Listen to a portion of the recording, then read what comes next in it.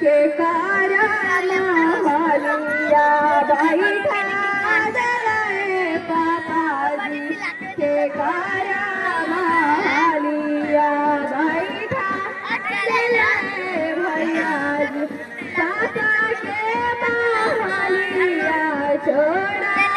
दिलिए बेटी कि पापा के हलिया छोड़ा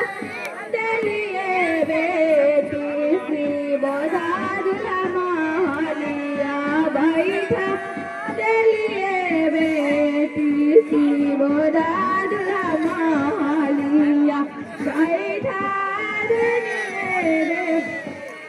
छोटे चुके से पोस के से आने कने भैया जी